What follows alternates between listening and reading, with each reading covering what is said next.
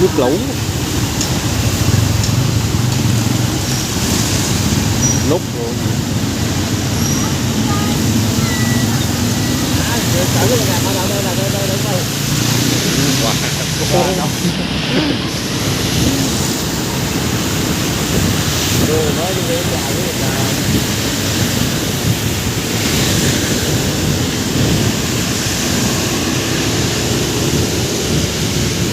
Còn dài dài tuốt kia cái vai cái kia gặp rồi kia nó chảy cho ngược lại.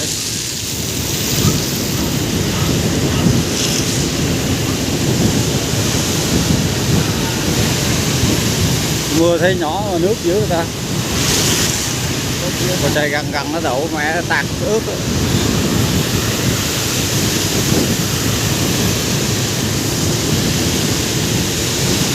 Ở đây ngập bằng lao Dương Hiếu về bữa, ngập từ đây ra tới Hòa Long.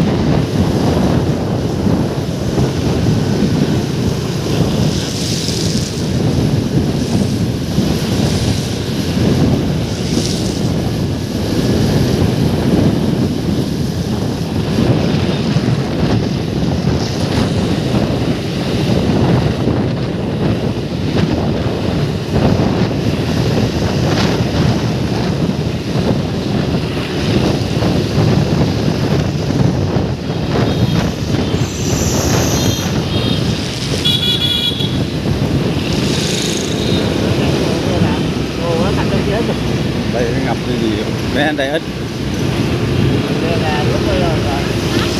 trước rồi.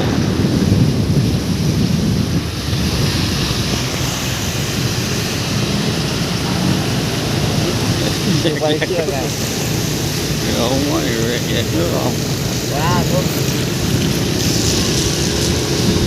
ngập ở trên đây ngập.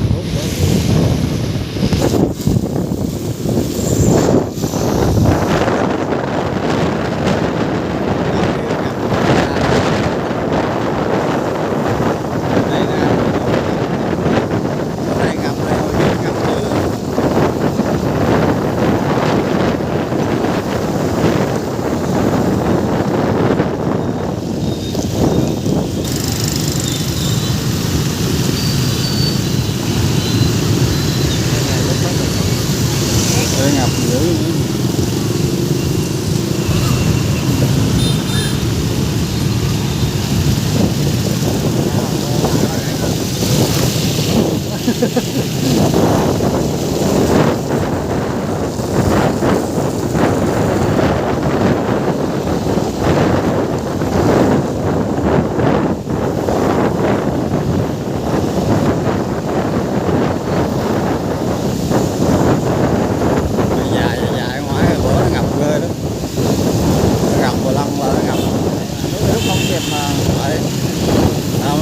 đây nhiều mà nó dồn về giữa con chạy nước.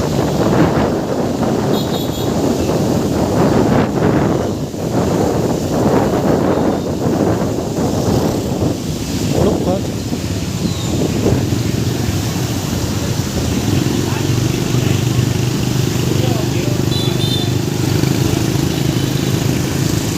một dài đến luôn rồi.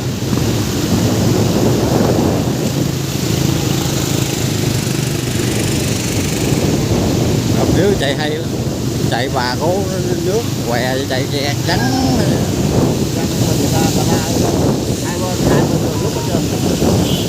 rồi miệng giữa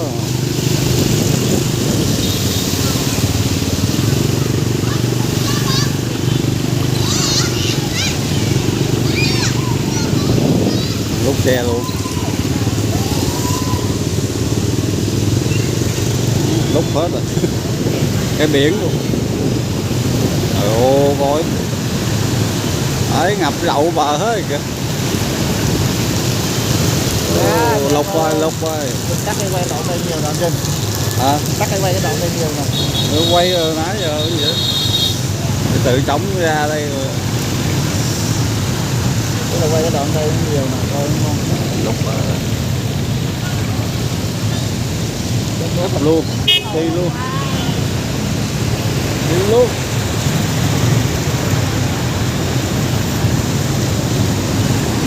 Nè quay bạn đi vòng không? Quay bạn đi vòng nữa.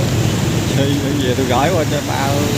Rồi cái đoạn đây tới nè mới ngon nè, cái đoạn bây giờ coi dài Rồi quá. chỉ cầm 2 cái rồi cầm. Tức là đoạn đây nè, bắt gặp từ đây nè, chứ đoạn kia tao đâu có coi, đoạn cao quá. Trước nữa về tôi cắt khúc gửi. Cắt được không? Được. Đoạn đây nè. Lúc nhà luôn, lúc nhà luôn. Rồi nè có lúc lọc rồi nè có.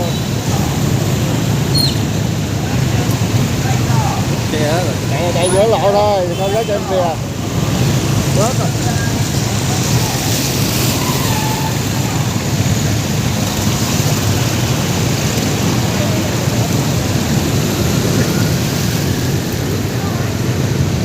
Ra Hòa Long. Giờ em mới chạy lần đầu tiên nha anh em. Dưới Trà Gào chạy giữa lộ vô cặp mé nó ngập. Hả? Rồi, đời Xong luôn. chết máy một em. Hết đường luôn.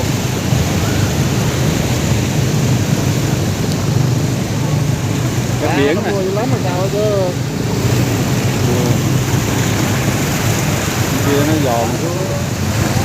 Quá trời.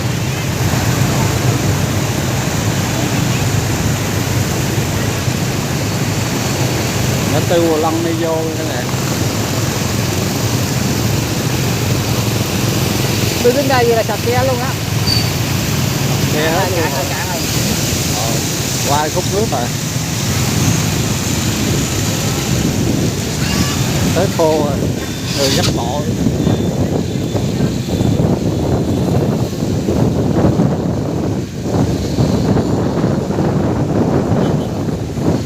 Cao kia có nữa.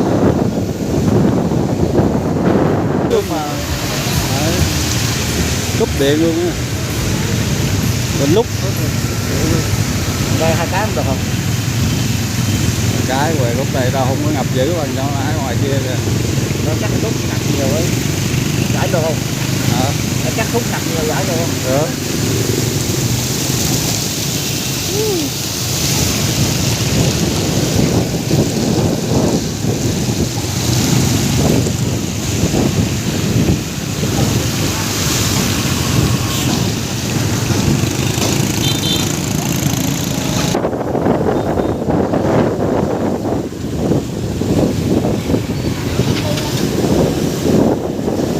Tới xanh đỏ ra từ Hòa Long.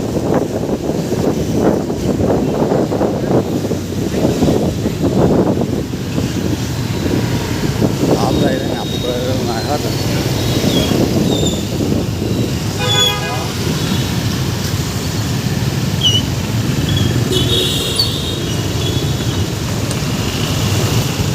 Hai em tự nhìn náo nè. Náo nước nè. Trời ơi, đúng. Đó rồi.